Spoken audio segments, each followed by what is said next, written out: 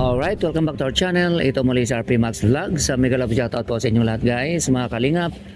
Isang mapagpalang araw po sa ating lahat. Naway na sa mabuting kalagayan po ang lahat guys sa mga panahong ito. Okay, so araw po ngayon ng linggo, December 29, 2024. Ilang araw na lang po, January 1, 2025. So ang bilis po ng panahon. Okay? Gusto ko lang pong gawa ng reaction guys. Ito nga pong tambalang normies dahil sa nung nakaraang party po, no, Thanksgiving Ball. Hindi ko po nagawa ng reaction itong tambalan na ito. At may mga nagre-request po. Okay? Pero bago ang lahat, siyempre shoutout muna sa ating ama ng Kalingap, Kuya Val Santos Matubang, Kalingap Rob, and Atid na Vlogs. Mga kasamahan ko pong reactors at Kalingap partners, ay mega love shoutout po sa inyong lahat guys. Okay? So, ito, tuloy na po natin guys. Noong nakaraang Thanksgiving Ball, itong tambalang ito guys, napapansin natin, hindi sila nagpatawa, instead, nagpakita po sila ng talent. Handa na po sila mga kaibigan. Once again, together with DJ Franz, palakpakan po natin ang tambalang kakabog sa JD, Listed, Katniel, Dombel, ang marami po iba. Ito ang Normies!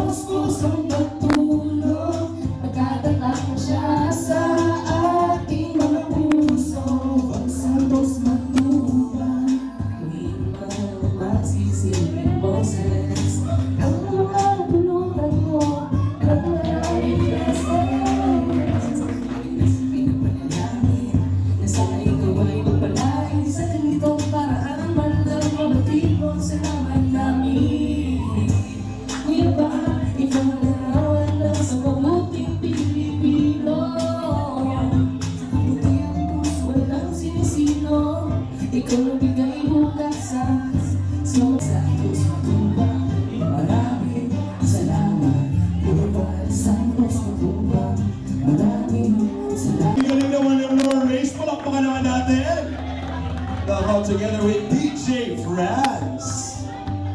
Naku, hayaan nyo Normies. Baka si DJ Franz. Iimbitahan ko talaga kayo. May mga palakas. Palakpakan naman natin ang mga husay. Mga rapper pala ito, mga galing compose. Yan po ay original composition nila. Palakpakan po natin. At nakita natin guys yung kanilang talent. Magaling din palang kumanta itong si Norman. At si Grace, alam natin guys, composer and singer po ito. Okay? Siya po yung nag-compose ng Team Kalingap na kanta. Okay, so dito guys, ang nakakagulat dito o ang nakakahanga dito, si Boss Alvin, isa din po sa humanga sa kanilang presentation at nag-offer ito. Ayun, so yan po ang gusto kong i-highlight guys, na dahil nga po sa pinakitang gilas o pinakitang talent nitong dalawa sa pagkanta, may offer po no, si Boss Alvin sa tambalan nila. At ang offer po ni Boss Alvin, kung meron daw po silang mga event o mga presentation na kailangan yung talent nila ay iimbitahan sila. Ayun, so napakagandang offer po yan guys. Napakagandang exposure ika nga na itong dalawa, hindi lang po sa pagpatawa magaling o sa comedy magaling, magaling din po, no? May talent din po sa pagkanta. At ang kagandahan, napapansin po ito ni Boss Alvin ng ELM. At pag may mga event sila, tatawagin sila at makapag-presente po doon.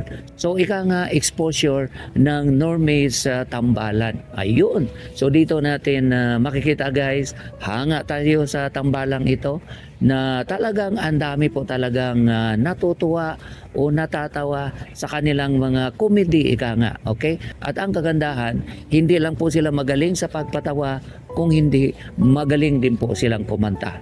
At dahil po dyan, sa nabanggit ko po, meron na po silang offer kay Boss Alvin ng ELM na magpe-present po sila o imbitahan po sila kung meron silang mga event na kailangan yung talent nila. Ayun, so congratulations po, no, sa Tambalang Normies. At yun po ang napakagandang balita. Highlight po natin doon sa mga hindi po napapansin yung binanggit po ni Boss Alvin na yun. Okay? And then ito guys, no, mayroon lang po akong suggestion dahil may mga nagko-comment po o ang akala po nila ako po ang founder ng Tambalang Normies. Okay? Now sa situation ko po guys, no, nawala po ako sa Pilipinas at hindi po ako masyadong nagla-live. Sa tingin ko hindi applicable o hindi suitable sa akin yung magiging founder ng kanino mang tambalan. Okay. Ang nakikita ko dito guys, no, na magandang maging founder siguro sa tambalan nila. Ito suggestion ko lang po. Siguro si Ato, no, dahil si Ato nakita naman po natin guys doon sa unang episode po nila, unang ika nga yung patawa po nila na siningit po sila sa Tambalang IDSI. Si Ato talagang naka-back up po siya kay Norman. Okay? Dahil si Norman isa naman po sa K-Boys at kasama naman po lagi ni Ato. So si Ato guys, no, ang siguro ma-recommend ko, pero depende pa din po yan sa inyo at depende siguro kay Kalinga Prab kung sino po ang sang-ayunan niya o pipiliin niya na magiging founder dito nga sa Tambalang Normies. Okay? So yun po ang suggestion ko. Si Ato ang pinaka-the best na pwede siguro na maging founder dito sa Tambalan na ito. Okay? So, yun na po guys, ang gusto kong i-highlight dito nga po sa nakaraang Thanksgiving Ball, dito nga sa dalawang talented na ito, si Norman at saka si Grace. Okay? So, yun lang po guys, ang aking konting reaction, konting highlight dito sa dalawa. Maraming salamat po sa inyong walang sawang suporta, pag-comments, pag-likes, pag-shares, at lalong-lalo na po, no, sa hindi pag-skip ng ads. Maraming salamat po sa inyong lahat guys. Ingat po tayo kung nasaan man tayo. God bless everyone. I love you all. Bye-bye.